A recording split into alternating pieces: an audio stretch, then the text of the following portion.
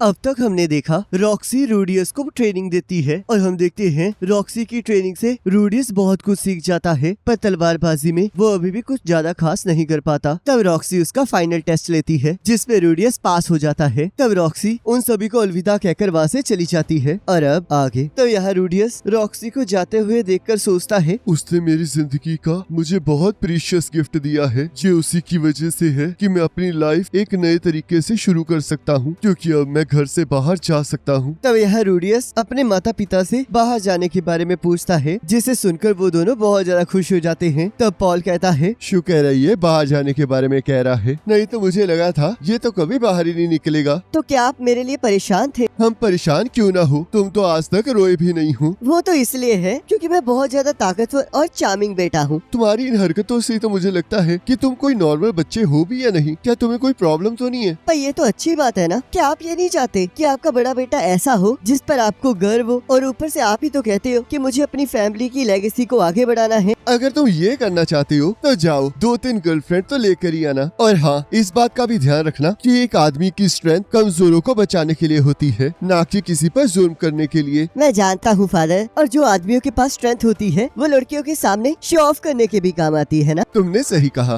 रुको, ऐसा कुछ भी नहीं है। और तब रूडियस वहाँ से चला जाता है। तब यहाँ रूडियस गांव में इधर उधर घूम रहा होता है और सभी के साथ बहुत खुशी से मिल रहा होता है। तब रूडियस सोचता है, अब मैं बिल्कुल ठीक हूँ, क्योंकि अब बाहर की दुनिया मुझे डराती नहीं है, और इसके लिए मैं रॉक्सी का बहुत ज्यादा शुक्रिया अदा करता हूँ। मैं हमेशा उसकी अंडरवियर को संभाल कर रखूंगा। तब यहाँ रूडियस देखता है कुछ बच्चे एक बच्चे को तंग कर रहे होते हैं, और तभी उनमें से एक बच्चा जैसे एक पत्थर को उठाकर उस पर फेंकने लगता है, वैसे ही रूडियस वाटर बॉल से उस पर हमला कर देता है। और तब वो बच्चे रूडियस पर भी मिट्टी फेंकने लगते हैं, पर हम देखते हैं रूडियस उन सब से बच जाता है और उनके ऊपर वाटर बॉल फेंकने लगता है। तब वो बच्चे वहाँ से चले जाते हैं। तब रूडियस उस बच्चे के पास आ जाता है और हम देखते हैं वो उसे लड़की की जगह लड़का समझ लेता है और सोचता है, ये तो सच में बहुत ज्यादा हैंडसम है। मुझे पूरा यकीन है जब ये बड़ा होगा तब लड़कियां इस पर मर मिटेंगी। और तब रूडियस गर्म पानी से उसका सिर धोने लगता है। तब रूडियस देखता है कि उस बच्चे के ग्रीन कलर के बाल हैं, और तब उसे रॉक्सी की बात याद आती है जिसने कहा था कि स्पिरिट डीमन के ग्रीन कलर के बाल होते हैं और उनके माथे पर एक रेड कलर का जेम लगा होता है, और अगर तुम ऐसे किसी को देखो तो वहाँ से भाग जाना। तब रूडियस उस बच्चे का सिर चेक करने लगता है, पर उसे वहाँ पर कुछ नहीं मिलता है, जिस वजह से उसे थोड़ा रिलीफ महसूस होता है। तब थोड़ी देर बाद रूडियस उसके सिर को सुखाने लगता है और कहता है, अगर तुम उन लड़कों के साथ फाइट नहीं करोगे तो वो हमेशा तुम्हें बुली करते रहेंगे। क्या तुम्हें इस बात से कोई फर्क नहीं पड़ रहा कि मैं कैसे दिखती हूँ? क्या तुम्हें मेरे बालों की कलर से कोई फर्क नहीं पड़ रहा? मेरी मास्टर भी डीमन थी, तो क्या तुम भी उनमें से एक हो? मुझे नहीं पता, और मेरे डैड तो हमेशा मना ही करते हैं। लगता है ये उस एज तक नहीं पहुंचा है जहाँ पर इसे सब कुछ समझ आ जाए। मेरे डैड हाफ एल्व है, पर मेरे बालों का कलर मेरे मॉम और डैड के बालों के कलर से बिल्कुल अलग है। और रोने लगती है। तब रूडियस उसे चुप कराते हुए सोचता है, लगता है इसकी फैमिली की सिचुएशन अच्छी नहीं है, पर फिर भी मुझे यकीन नहीं हो रहा कि सिर्फ इसके बालों के कलर की वजह से ही वो लोग इसे तंग कर रहे थे। और तब वो दोनों वहाँ से जाने लगते हैं। आखिरकार तुमने मेरी मदद क्यों की? मेरे फादर ने कहा था कि मुझे कमजोरों की मदद करनी चाहिए, पर अब जब तुमने मेरी मदद की है तो वो लोग तुम्हारे साथ बिल्कुल नहीं खेलेंगे। तो अगर ऐसी बात है तो तुम मेरे साथ खेल लेना, क्योंकि आज से हम लोग फ्रेंड्स हैं। इसके लुक्स तो सच में खतरनाक है। देखना एक दिन सारी लड़कियां इस पर जरूर मर मिटेंगी, और शायद ये कभी मेरे भी काम आ सके। और कहता है, मेरा नाम रूडियस है, तो आखिरकार तुम्हारा नाम क्या है? तब वो अपना नाम सिल्प बताती है। ये तो बहुत अच्छा नाम है, जैसा विंड स्पिरिट का है। और तब वो लोग एक जगह पर पहुंच जाते हैं जहाँ रूडियस कुछ खेलने की बात करता है, पर मैं आज तक कभी भी अपने दोस्तों के साथ नहीं खेली हूँ, तो मुझे नहीं पता कि क्या खेलना चाहिए। तो रूडियस सोचता है, लगता है इसके कभी फ्रेंड्स नहीं रहे हैं। मुझे तो इसके लिए बुरा महसूस हो रहा है, पर मैं भी तो इसी की तरह ही हूँ। मेरी जिंदगी में भी कौन सा दोस्त है? क्या तुम मुझे वो सिखा सकते हो जो तुमने अपने हाथों से वो पानी फेंका था, या फिर जब तुम गरम गरम हवाओं को फेंक रहे थे? क्या मैं भी वो कर सकती हूँ? अगर तुम सीख लोगे शायद तुम भी वो कर पाओगे। तो क्या तुम सीखना चाहते हो? तब सिल्प हाँ कहती है। तब रूडियस उसे प्रैक्टिस करने के लिए कहता है और शाम को उसे घर छोड़कर वापस अपने अपने घर चला जाता है, जहाँ पोल बाहर उसका इंतजार कर रहा होता है और कहता है क्या तुम्हें पता है कि मैं गुस्सा क्यों हूँ? तब रूडियस मना कर देता है। मैंने सुना है कि तुमने सोमल को मुक्का मारा है। क्या आप आज की बात कर रहे हैं? तब पोल हाँ कहता है। तब रूडियस सोचता है तो शायद ये वही लड़का होगा जो सिल्प को बुली कर रहा था। और कहता है मुझे नहीं पता कि आपने क्या सुना है, पर असल बात तो ये है। चुप कर जाओ, तुमने गलती की है इसलिए तुम्हें माफी मांगनी होगी। तब रूडियस अपनी बात कहने लगता है। तब पॉल उसे फिर से चुप करा लेता है। तब रूडियस सोचता है लगता है ये मुझे अपनी बात कहने नहीं देगा। वैसे तो मैं माफी मांग सकता हूँ, पर मुझे नहीं लगता कि ये पोल के लिए सही रहेगा। आखिरकार तुम चुप क्यों हो गए हो? क्योंकि आप मेरी बात सुन नहीं रहे हैं। आप तो बस मुझ पर चिल्ला रहे हैं और ऊपर से मुझे माफी मांगने के लिए कह रहे हैं। आप बिल्कुल भी एडल्ट वाला काम नहीं कर रहे हैं, जिससे पोल को गुस्सा आ जाता है और वो रूडी के थप्पड़ मार देता है। मैंने अब तक वो सब कुछ किया है जो एक अच्छे बच्चे को करना चाहिए। मैंने हमेशा आपका भरोसा जीतने के लिए बहुत हार्ड वर्क किया है, पर फिर भी आप मुझ पर चिल्लाए और मुझे मारा और ऊपर से मेरी किसी भी बात को सुनने से मना कर दिया। वो मैंने इसलिए किया क्योंकि सोमल को सच में चोट लगी थी। चाहे उसे मेरी वजह से चोट लगी थी या फिर नहीं लगी थी, पर मैं माफी नहीं मांगने वाला। एक मिनट रुको, आखिरकार हुआ क्या है? आप ही ने तो मुझे एक्सप्लेनेशन देने से मना किया है, जिससे पोल चुप हो जाता है। चिंता मत कीजिए फादर, अगर अगली बार मैं 3 बच्चों को इकट्ठा होके किसी बच्चे को बुली करते हुए देखूंगा तो मैं बस उस चीज को इग्नोर करके वहाँ से चला जाऊंगा। और इसके अलावा मेरे पास एक अच्छा आइडिया है, मैं उन तीनों बच्चों का साथ देना स्टार्ट कर दूंगा ताकि हम लोग मिलकर मजे कर सकें। और तब मैं सबको ये दिखा दूंगा कि हमारी फैमिली किस तरह से वर्क करती है। और जब मैं एक बार बड़ा हो जाऊंगा तब मैं यहाँ से चला जाऊंगा और फिर कभी भी अपने आप को अपने फैमिली नेम से नहीं बुलाऊंगा, क्योंकि मुझे उस टाइम बहुत ज्यादा शर्म आएगी, क्योंकि मैंने ऐसी फैमिली में जन्म लिया है। तब पोल कुछ बोलने की कोशिश करने लगता है। तब रूडियस सोचता है अब हार मान लो पोल, मैंने अपने 20 साल ऐसे ही आर्ग्यूमेंट्स का जवाब देते हुए निकाले हैं, इसलिए तुम इसमें मुझसे नहीं जीत पाओगे। और ऊपर से इस बार तो मैं सही भी हूँ। तब पोल कहता है मुझे माफ कर दो, मैं गलत था। तो बताओ आखिरकार हुआ क्या था? तब रूडियस उसे सारी बात बताता है और वो लोग अंदर चले जाते हैं, जहाँ पर वो अपनी माँ को अपनी नई फ्रेंड के बारे में बताता है। तब पोल सोचता है आखिरकार मैंने ये सब कुछ क्यों किया? सोमल के मुंह पर सच में चोट के निशान थे और मैं बहुत खुश था कि मेरा जो बच्चा जो हमेशा बड़ी बड़ी बातें करता रहता है उसने कुछ चाइल्डिश किया है। पर मुझे याद आया कि वो एक सेंट क्लास वाटर मीच है, तो इससे पहले कि वो कुछ बुरा करे मुझे उसे सजा देनी ही होगी। पर आखिरकार मैंने ये सब कुछ क्यों कर दिया? मैंने ही तो उसे कहा था कि एक आदमी की स्ट्रेंथ कमजोरों को बचाने के लिए होती है, और मैंने ही उसे उस बात के लिए डांट दिया। तब जेनिथ पॉल से उसका हालचाल पूछती है। मेरी रूडियस के साथ थोड़ी लड़ाई हो गई थी और मुझे पूरा यकीन है कि अगर मैं उसे उस टाइम घर छोड़ने के बारे में कहता तो वो उसी टाइम घर छोड़कर चला जाता। आखिरकार वो बेटा भी तो तुम्हारा ही है, जैसे तुमने घर छोड़ दिया था वैसे वो भी छोड़ सकता है। तब पॉल सोचता है मुझे तो माफी मांगने का भी मौका नहीं मिला, क्या पता मेरे फादर को भी ऐसे ही लगा हो। तो यहाँ रूडियस हमें बताता है फिर से गर्मियों का टाइम आ चुका है, पर वो लड़के अभी भी बाज नहीं आए हैं। अब वो हमेशा मेरे पीछे आते रहते हैं और मैं हमेशा उन्हें भगा देता हूँ, और उसकी माँ हमेशा मेरे बाप के पास मेरी शिकायत लेकर पहुँच जाती है। ऐसा लगता है जैसे कि इसे अपने बच्चे से ज्यादा पोल में इंटरेस्ट है और वो बस उसके करीब आने के बहाने ढूंढती रहती है। तब यहाँ रूडियस ट्रेनिंग कर रहा होता है और वो बुरी तरह से थक जाता है, और तभी वहाँ पर सिल्प आ जाती है और वो अपने मैजिक की प्रैक्टिस करना स्टार्ट कर देती है। तब रूडियस हमें बताता है सिल्प का मैजिक पिछले 6 महीनों में बहुत अच्छे से ग्रो कर गया है, जिसका मतलब मेरी हाइपोथेसिस सही थी कि एक पर्सन का मैजिक वक्त के साथ बढ़ता जाता है। तो फिर अब हम आगे क्या करें? अब मुझे वो सिखाओ जिससे तुमने मेरे बालों को सुखाया था। वो तो मैंने आग और पानी को मिलाकर भाप बनाई थी, पर मुझे ये बताओ कि आखिरकार तुम बिना मंत्रों के मैजिक कैसे कर पाते हो? ये तुम्हारे लिए थोड़ा मुश्किल हो सकता है, कोई बात नहीं, पर तुम मुझे फिर भी सिखाओ। क्या तुमने फील किया है जब तुम मंत्र पढ़ती हो तो तुम्हारे शरीर में मैजिक फ्लो करता है? तुम्हें बस उस चीज को याद रखना है और बिना मंत्रों के उसे महसूस करना है। चलो अब इस बात की प्रैक्टिस करो। और तब सिल्प उस चीज की प्रैक्टिस करने लगती है। तब रूडियस सोचता है जो आप फीलिंग से कर सकते हैं उसे किसी और को सिखाना बहुत ज्यादा मुश्किल है। ये तो रॉक्सी भी नहीं कर पाई थी। लगता है बिना मंत्रों के मैजिक यूज करना सच में स्पेशल है। पर सच बात तो ये है कि मैं इस चीज के सच होने की उम्मीद करता हूँ, क्योंकि मैं इस दुनिया में थोड़ा स्पेशल बनना चाहता हूँ। और तभी सिल्प बिना मंत्रों के मैजिक यूज करने में कामयाब हो जाती है और बहुत खुश हो जाती है, और तब वो दोनों ही खुशी के मारे इधर उधर भागने लगते हैं। तब वो दोनों थक जाते हैं। तब रूडियस सोचता है ये सच में बहुत ज्यादा हैंडसम है और मुझे तो इस बात से मुझसे जेलसी हो रही है, पर अगर मैं ध्यान से सोचूं तो मेरी पुरानी लाइफ में भी मेरी एक चाइल्डहुड फ्रेंड थी और अब तो उसकी शादी हो चुकी होगी। और तभी वहाँ पर बारिश स्टार्ट हो जाती है और वो दोनों रूडियस के घर चले जाते हैं। तो लिलिया रूडियस को नहाने जाने के लिए कहती है और रूडियस सिल्क को भी अपने साथ ले जाता है, जहाँ वो अपने कपड़ों को उतार देता है और सिल्क को भी कपड़े उतारने के लिए कहता है ताकि वो बारिश की वजह से बीमार न पड़ जाए। पर हम देखते हैं सिल्क को शर्म आ रही होती है और रूडियस को अभी भी लग रहा होता है कि वो एक लड़का है, जिस वजह से वो उसके कपड़े उतारने लगता है। पर सिल्क उसे इस बात के लिए मना कर रही होती है। तो रूडियस सोचता है लगता है ये शर्मा रहा है क्योंकि इसे लगता है कि इसका छोटा है और लोग इस बात के लिए इस पर हंसेंगे। पर हम देखते हैं सिल्क के मना करने के बावजूद भी रूडियस रुक नहीं रहा होता और उसका ध्यान भटकाकर उसके अंडरवेयर खोल देता है, जिसके बाद वो पूरी तरह से शॉक हो जाता है और सिल्क जोर जोर से चीखने लगती है और रोने लगती है। तो रूडियस सोचता है जो चीज मैंने